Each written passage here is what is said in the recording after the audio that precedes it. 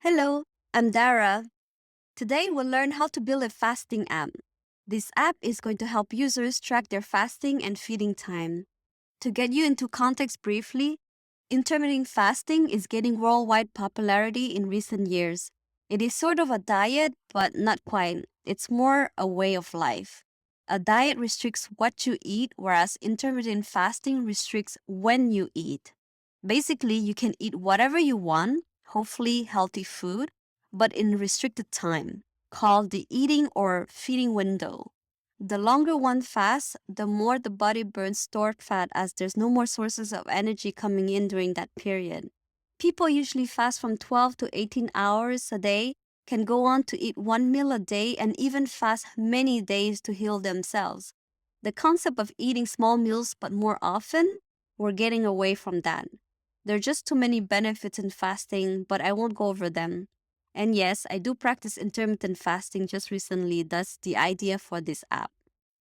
Let's see a demo. There's only one screen in this app. On top is information about the fasting state and the fasting plan.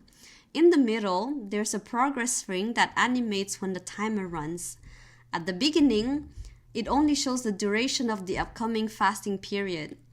Below it, you can see the scheduled time of the next fasting period and when it will end. At the bottom, it's a button that starts the fasting process, and when tapped on it, the tracking starts. The start time becomes now, and the end time gets updated with additional fasting duration from now.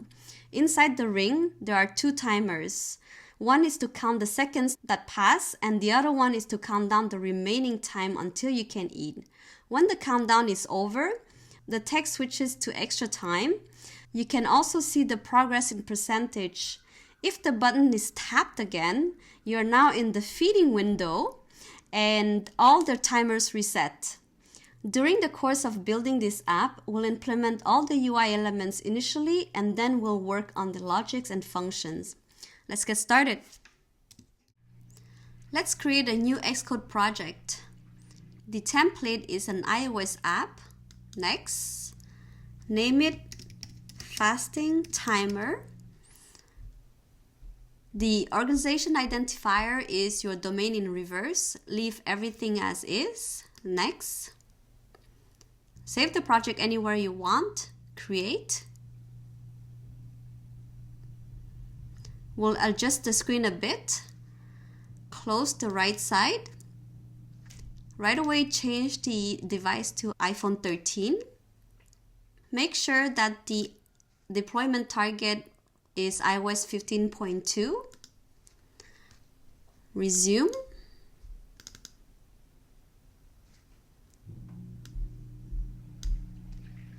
I'll make this smaller. Awesome. Before anything else, I want to adjust the background to a dark color. Replace the text view with a Z stack. We'll mark each element as we go to easier situate ourselves.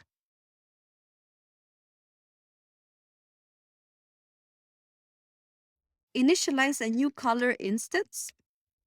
I'd like to use the color palette using Color Literal, but it seems to be gone, so we'll go by another way. Go to Edit, Format, Show Colors. Choose any color near black and adjust the darkness by moving the slider about here. Then drag and drop the color inside the color view. Close this. Add the modifier Ignores Save Area to apply to the whole screen. Note that edges ignoring safe area, which is the alternative, is getting deprecated, so we won't be using that. All other UI elements will be placed on top of the background, and they'll be recognized as the content.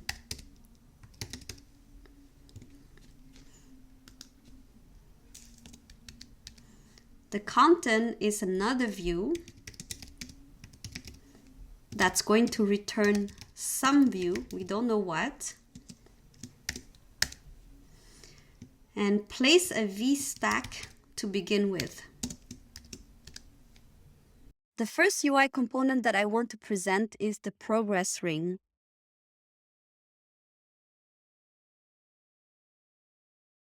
We're adding another marker for it.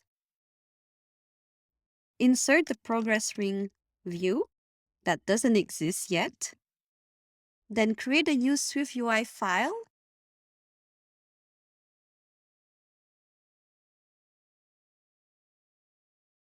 Called progress ring.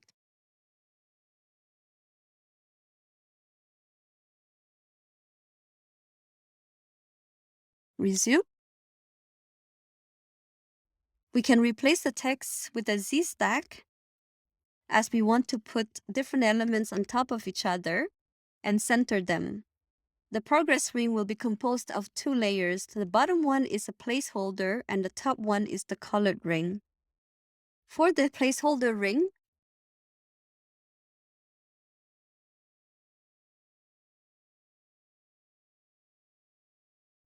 make a circle whose line width is 20. Set the foreground color to gray and the opacity to 0.1. For the colored ring,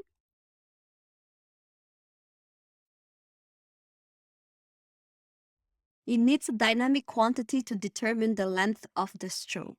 Therefore, declare a state temporarily for the progress at state var progress and set the default value to 0.5 so that we can see the changes in the preview.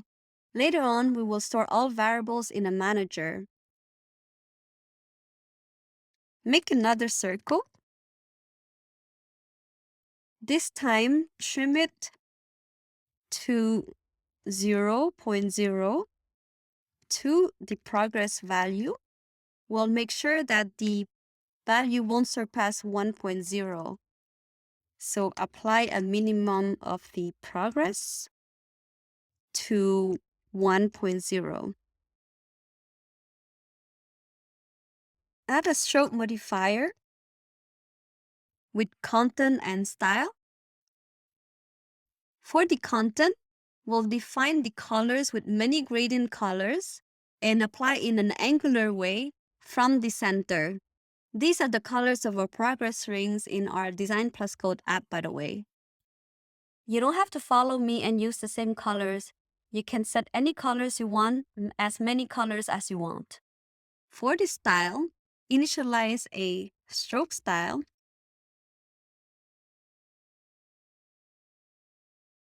The line width is 15.0, line cap round, line join round also, and we'll remove everything else. Notice that the starting point is not the top of the ring, but on the right. Simply rotate it to 270 degrees. Rotation effect, the angle with the degrees of 270. Then frame the Z stack with the width of 250, height of 250. Remove the alignment and add the padding to contain the ring inside of the frame. Now comes my favorite part of the app, animating this ring. Add the animation modifier to the top layer ring. Choose the one with the value. Use ease in out effect with a duration of 1.0 second. The value is the progress. If you run the preview, the animation is not active. That's because the state hasn't changed yet. To make it work, change the default value to 0.0. And on appear of the progress, assign the value to 1. Inside the progress ring, we'll position two timers for the elapsed time and the remaining time.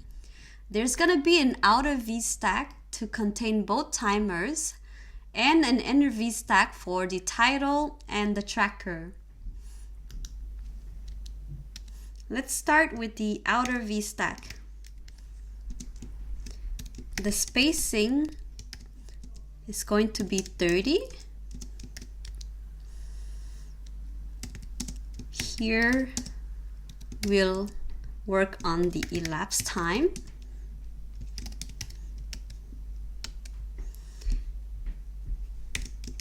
Add another V stack with a spacing of 5. The first text view is the title that says elapsed time with an opacity of 0.7. The second text is a string 0, it's column 00, with the font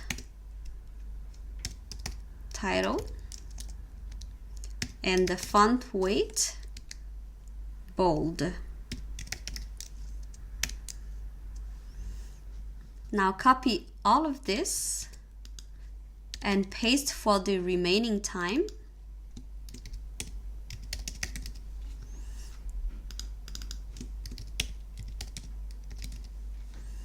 Here, change the font to title 2. I find that the elapsed time is too close to the border of the ring, so I'm going to add a top padding. Better.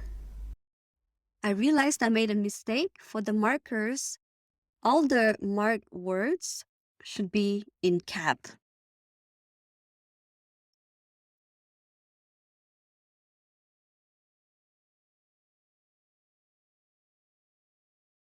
And now I can see the splits correctly.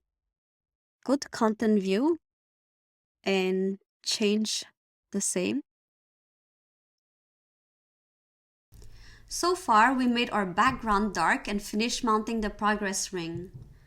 Next, let's assemble the rest of the components: the title, the fasting plan, start time, end time, and the button. Starting with the title,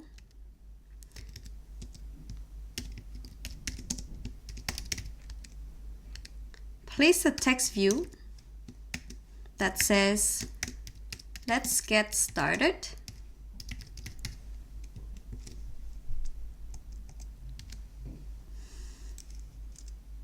Set the font to headline. For the foreground color, I chose the same color as the starting color of the progress ring. Copy and paste.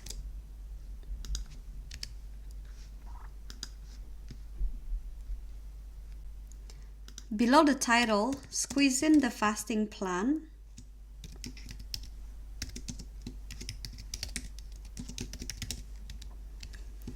Add a text view with the string 16:8.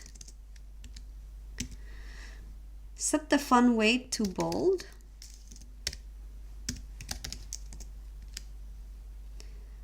Let's put a blur background. Apply some paddings first. Padding, horizontal, 24. Padding,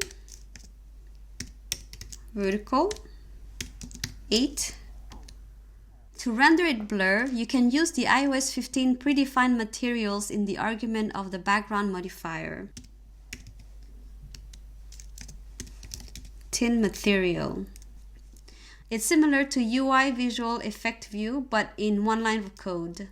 Finally, round the corners with corner radius to 20. Under the progress ring, we'll display the scheduled start time and end time on first show. To align them horizontally, embed an H tag first. with a spacing of 60. Mark start time.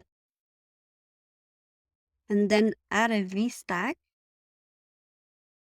with a spacing of 5. To the left, add a text view, citing start with an opacity of 0.7. Below is another text view, which is the current date, and the font weight is bold. We can't see anything right now, so how about applying a foreground color to the whole V-stack to white? Available since iOS 15, it's possible to format a date type to string directly in the text view. Just initialize it with the format argument or insert it. In this case, the format type follows the format style that's going to allow us to extract and showcase only the date components we want. To do that, utilize dateTime and append weekday, hour, minute, and second. As it happens, the weekday and hour symbols are already abbreviated like we wanted to. The reason I included the seconds is because we'll be testing in seconds, not hours. I don't have all day, you know. For the end time, copy the marker and the V-stack, paste underneath, and change the text start to end. The end time will be 16 seconds more than the start time. To add seconds to the current date, make use of addingTimeInterval. This saves us the trouble of initializing another date variable and calculating the time difference between both. Awesome, right? The last element to blend in is the button. Under the H stack, let's add a marker for the button. Then put a button view with the action and label. For the action, leave it empty for the moment. And for the label, copy the text and its modifiers from the fasting plan and paste it. Change the text to start fasting. And then for the font, make it Title 3. Before finishing up with the UI, let's adjust the spacing, shall we? The vertical elements are too close to each other, so add a spacing to the outer V stack.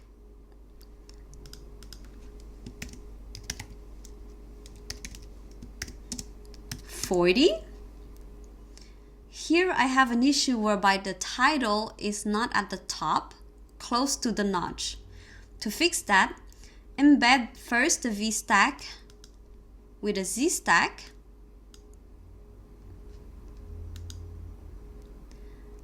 and close the V stack with the title and the fasting plan, and then add a spacer to push them to the top. Obviously, open another V stack for the remaining elements.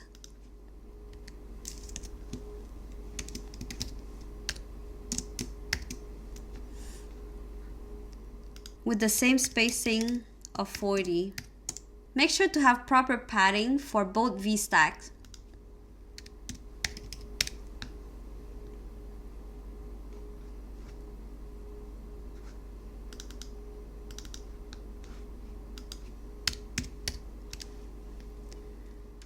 Now the white foreground color became only applicable to the bottom V stack.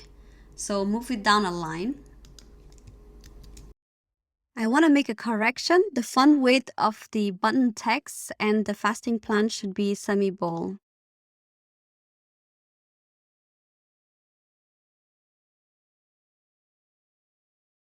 From here on, you can pin the preview of the content view.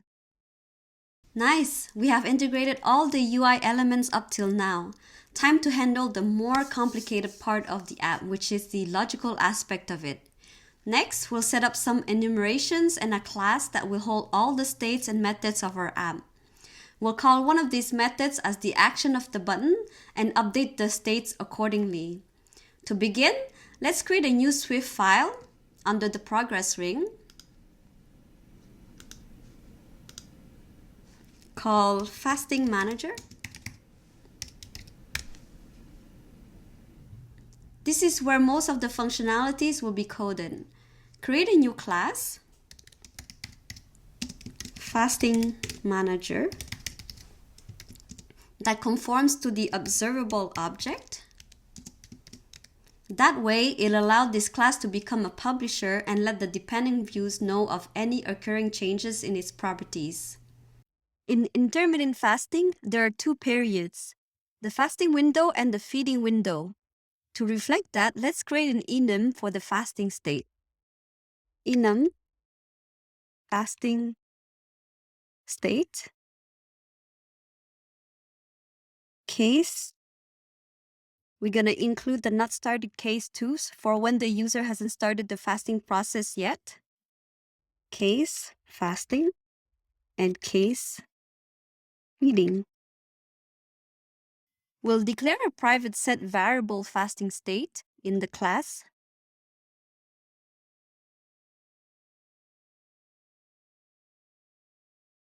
Fasting state of type fasting state, default to not started. Privately set the variable means that only in this class we're able to edit its values. Prefix it with the @publish property wrapper so that the view using this state will be notified and thus updated. In content view, declare a variable fasting manager and initialize the class fasting manager. Add the property wrapper @state object in front. This is going to follow the lifecycle of this view. I could have used @observed object too, but that invalidates the view and recreate it with every update. I say check if it works with @state object first, and if the view doesn't re-render on state changes, then use the @observed object instead. Let's switch the title based on the fasting state. Var title of type string. We're going to use the switch case, fasting manager dot fasting state. Wait a bit. I'm going to let SwiftUI fill all the cases for me. Yes, please. For the case not started, I'm going to return. Actually, here. Let's get started. For the fasting case, return you are now fasting. And for the feeding case, return you are now feeding. This is called a computed property. Resume.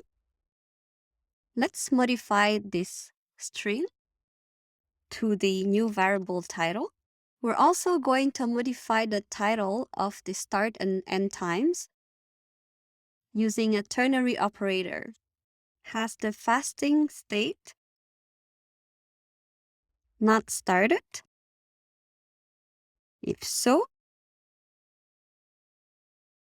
show start Otherwise, show started.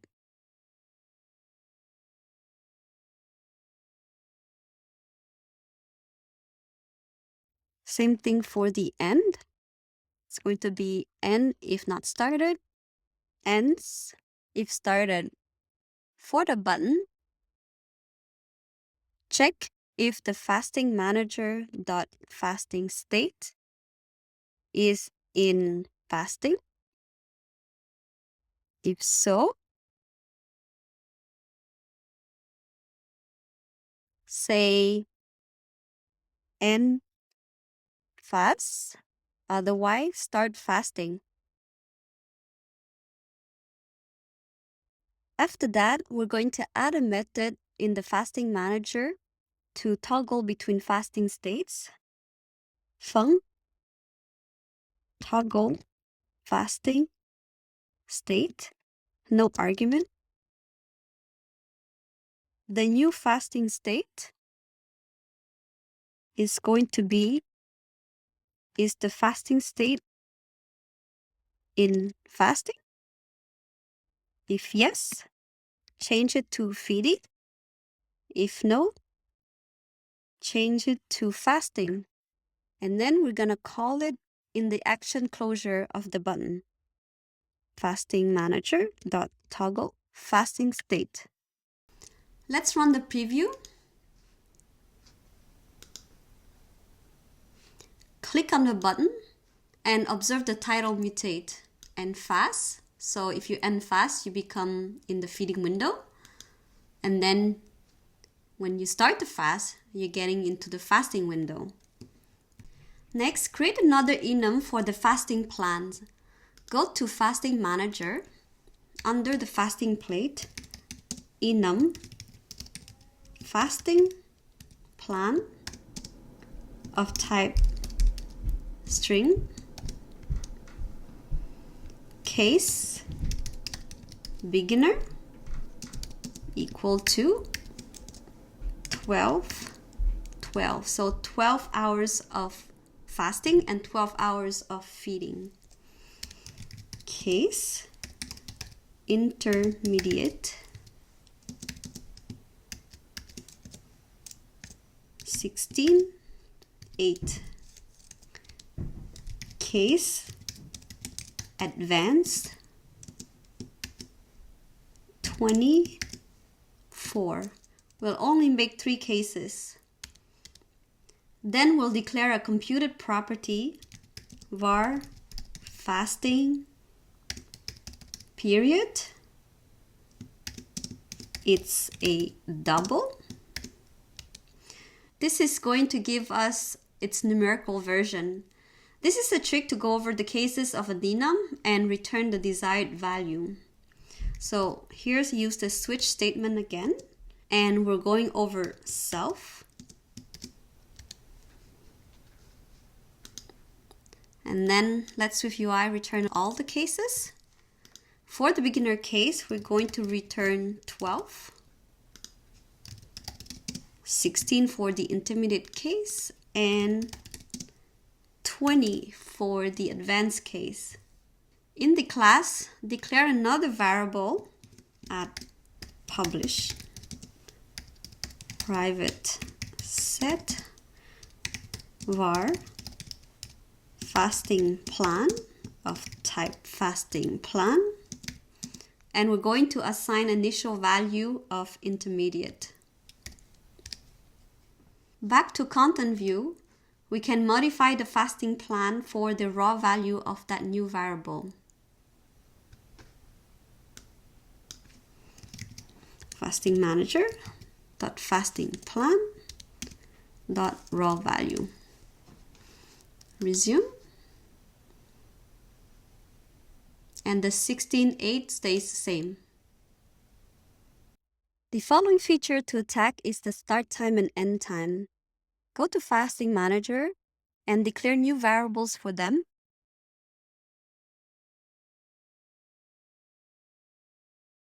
Start time of type date. Same way with the end time.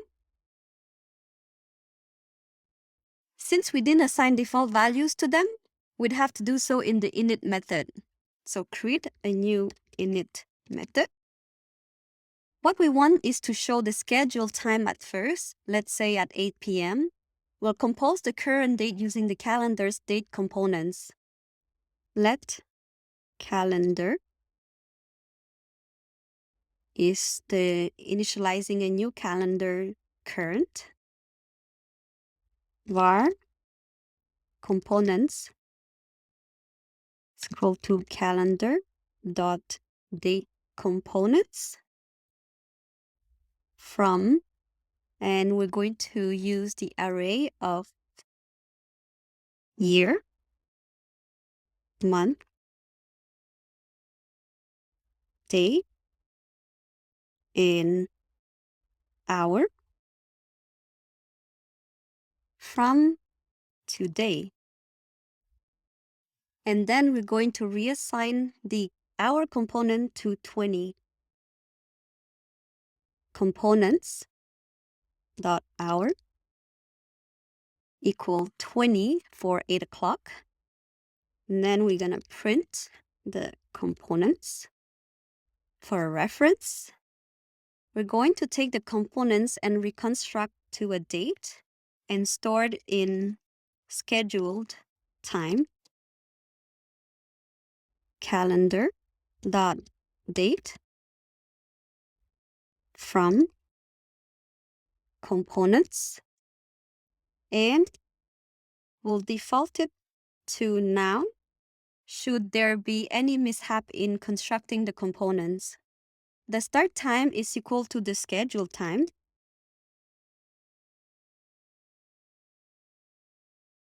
For the end time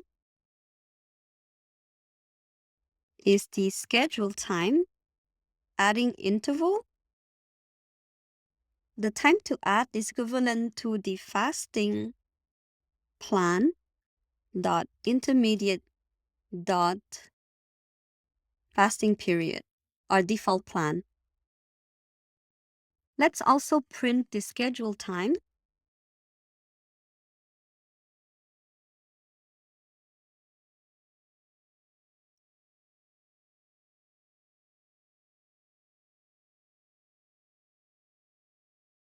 In content view, we can now replace the date initializers with the start and end time. Here, fasting manager dot start time,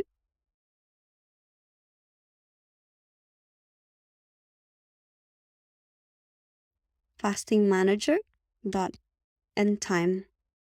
Now we can run the app.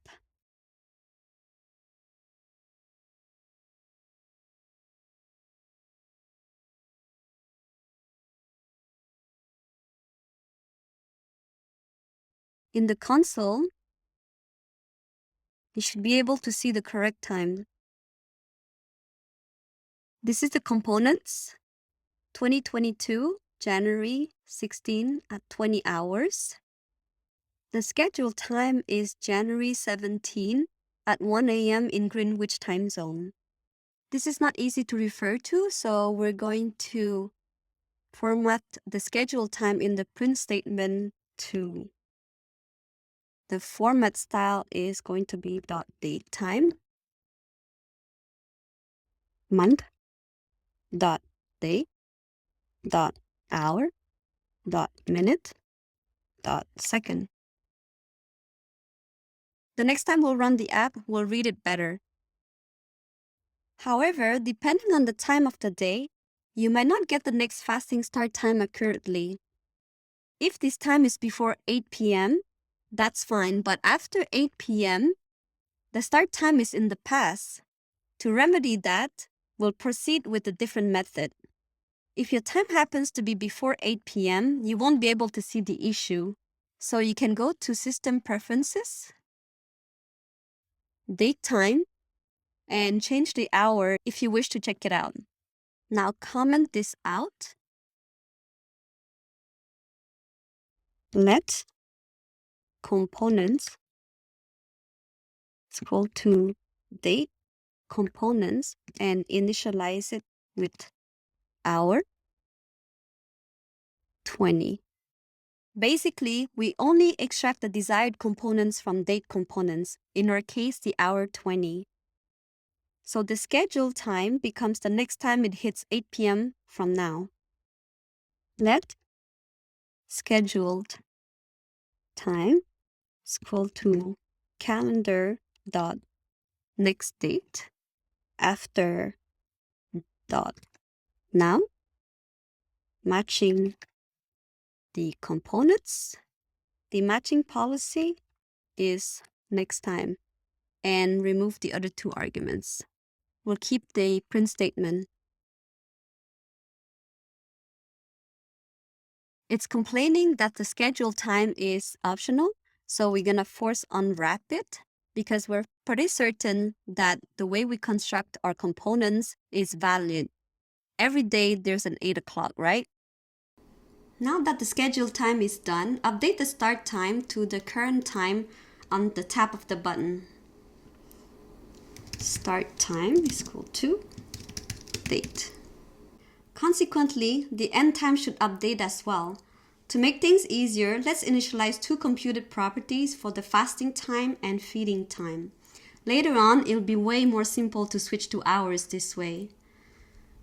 So above the init, bar fasting time, it's going to return a double. The fasting time is equivalent to the fasting period, so return that. Fasting plan dot fasting period. Var feeding time of type double. Return 24 minus fasting plan dot fasting period. Basically, the feeding time is the opposite of the fasting time. 24 is based on the total number of hours in a day. As soon as the start time changes, so should the end time. To accomplish that, we'll take advantage of the DidSet method. So add that to the start time property, DidSet. Here we'll update the end time. We'll add the time interval to the start time based on whether the state is in fasting or in feeding. If fasting state is fasting, then the end time is equal to the start time dot adding time interval fasting time. Else the end time is equal to the start time dot adding time interval feeding time. Let's print the start time for reference. Copy this, paste here, change it to start time. I usually like to use the DidSet method to print infos during development, so let's do that for the end time.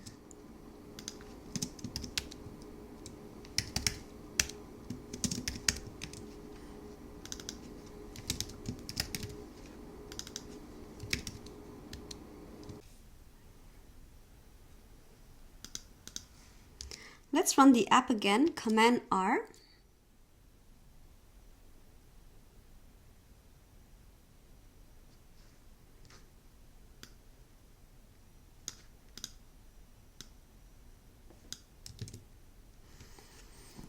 Now, if you click on the button, the time is changed to the current time, and the end time is actually 16 seconds more than the start time.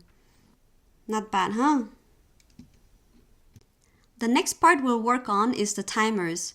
We will be activating them and start tracking the time passed. When the remaining time is elapsed, we'll update some states in our class and show different views as well. Let's go to the progress ring. Well, we'll call the start time and end time variables instead of hard-coded ones. Here.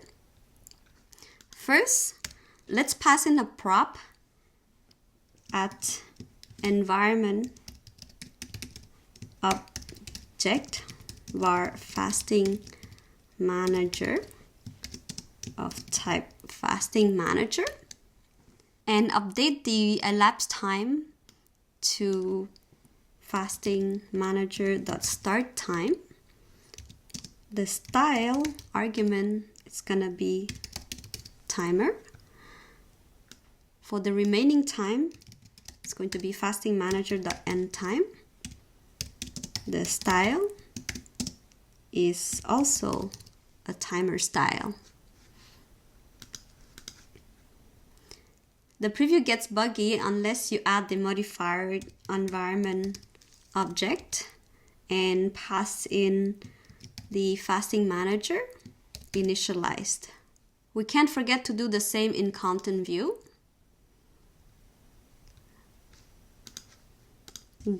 Environment object fasting manager. This is needed because the progress ring is a child view of the content view and it uses the same fasting manager class. Check it out, the timer runs right away. The countdown time is from now to the start time. If you click on the button, a new timer runs. The elapsed time counts up from now, and the remaining time counts down from 16 seconds. This is so amazing. When the remaining time hits 0, you'll realize that the timer switches to counting upwards instead. In this case, the text remaining time is not valid anymore. Let's change it to extra time when that happens. To know exactly when the countdown is over, we're gonna need a new variable. Go to Fasting Manager, create a new variable,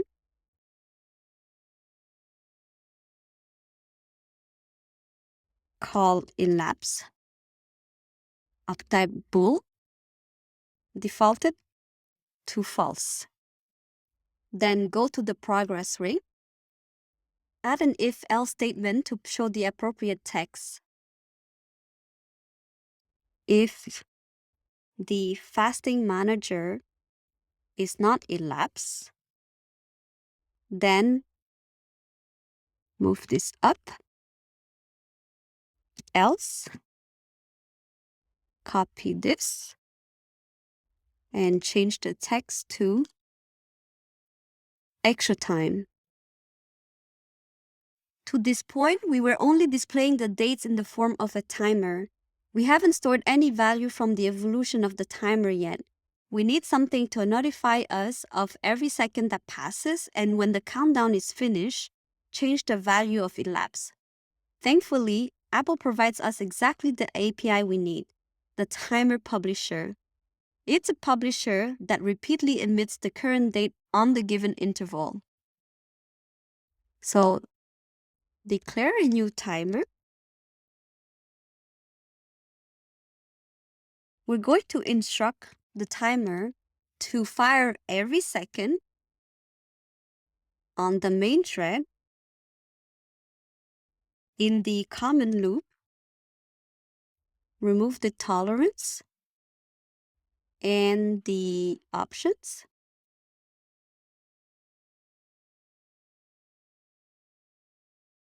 And we're going to connect to the timer automatically. The timer publisher works in pair with the onReceive modifier to catch the announcement. Whenever the publisher sends a notification, that is for every second, we'll start tracking the timer. Scroll down, and underneath on appear, add the modifier onReceive. The publisher is the timer. The action to perform. Here we don't need the variable. And we're gonna call the track function, which we're going to create in a bit. Go to Fasting Manager, and under the method toggle fasting state, create a new method called track, no argument. This is to track whether the countdown is over or not. If the end time is greater or equal to now, then print not elapse, and set elapse to false. Else print elapse, and the elapse value is going to be updated to true. We'll also print the current time as FYI. Copy the print statement for the scheduled time, paste it here, change it to now, and initialize a new date. Then run the app with Command R. We're going to check the title of the second timer if it changes or not. Click on the button, and I'm gonna fast forward a bit. After it reaches 0, the text switches to extra time correctly. If you kept track of the debug area, you might have noticed that the track function is called even if the user hasn't started fasting yet, which is pointless. To avoid tracking unnecessarily, add a guard statement to exit the function if the fasting state has not started. So, guard fasting state is not equal to dots not started, else return. This is how to read it. If the fasting state is not started, which means that the fasting process has started, then continue. Otherwise, do nothing. Also, let's hide the timers at first before the fasting begins. Go to Progress Ring, scroll up. Here, if fasting manager dot fasting state has not started, else in the if statement, copy the elapsed time without the padding and change it to upcoming fast. Then move the v-stacks of the elapsed time and remaining time inside the else statement.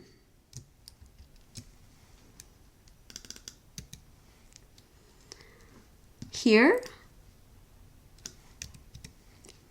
we're gonna add a string literal to show the number of hours for the upcoming fast. Fasting manager dot fasting plan dot fasting period. Let's see how it looks like first. To remove the decimals, we can use the formatted function again. That's going to convert double to string. Oops, this is the wrong marker. Should be upcoming fast. Our fasting app is almost complete. The last matter to take care of is the progress. We want to show the percentage of the progress. At the same time, fill the progress ring as the timer goes by. First, we need to keep tabs on the elapsed time of the timer. Go to Fasting Manager. We're going to declare the new variable called elapsed time of type double with a default value of 0.0. When the counter starts, we're going to add 1 second to it. Go to the track function, elapsed time plus equal 1, and print elapsed time. Also, let's reset it back to 0.0 when toggling between states. Elapsed time equal 0.0. Now we're ready to compute the progress. For that purpose, declare a new variable for the progress, same way as the elapsed time. Progress. We're going to calculate it in the track function. A progress requires a current value and a total value. So the total time corresponds to the fasting time if in the fasting state, or the feeding time if in the feeding state. Let total time equal fasting state. Is it in fasting? If yes, fasting time. If no, feeding time. The progress is equal to the elapsed time divided by the total time. To round it to 2 digits, we're going to multiply by 100, round it, and then divide by 100. So multiply by 100,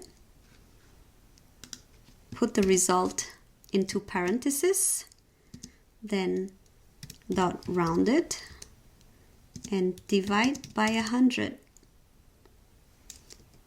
You're going to print the progress too.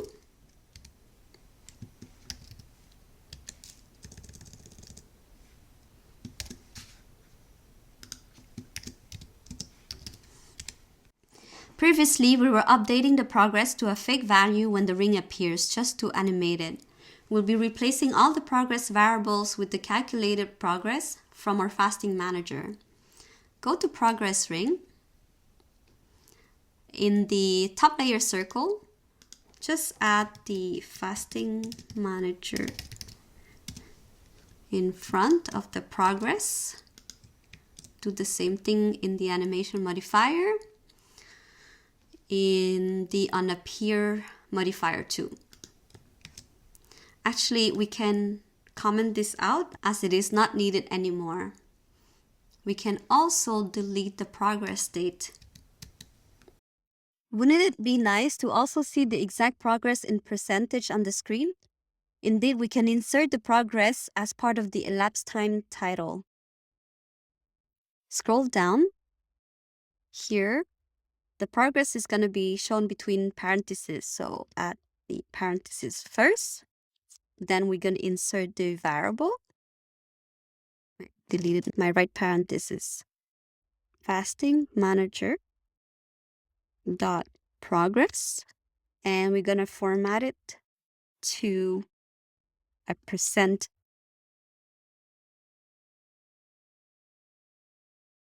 Do the same thing for the remaining time. However, the progress is 1 minus the current progress.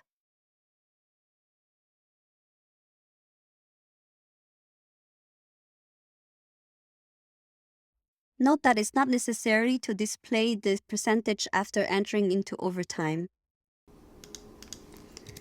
Let's run the app and check the progress. Start fasting. Yeah. See, the progress of the elapsed time and the one from the remaining time sums up to 100%.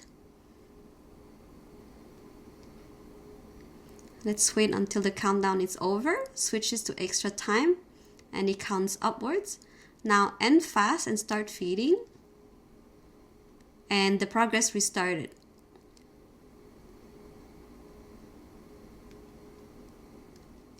Last but not least, we were measuring the fasting and feeding time in seconds all along for testing purposes.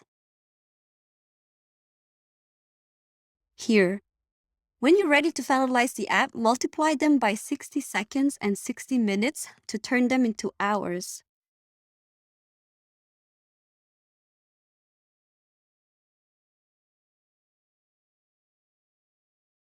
Let's not forget in the initializer too.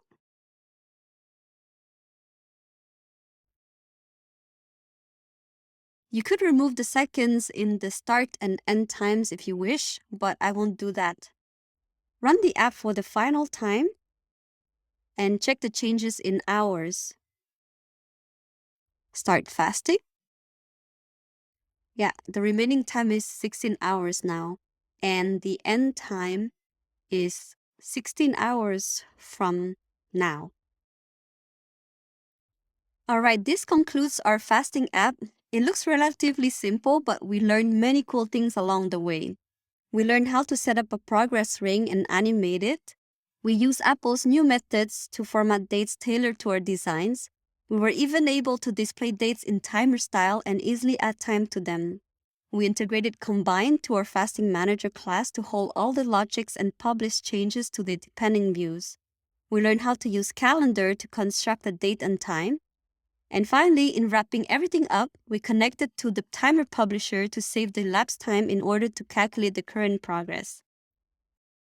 As an exercise, I invite you to continue coding this app. For example, you may turn the fasting plan UI into a button so that the user can change plans. I've already set that up for you with the enum. You may add an edit icon to the right of the start time to allow the user to change it. You may also record all the start and end times into a list to keep the user history. Have fun! I hope you enjoyed this crash course. If you find it helpful, please like and subscribe for more awesome content. Thanks for watching until the end. See ya!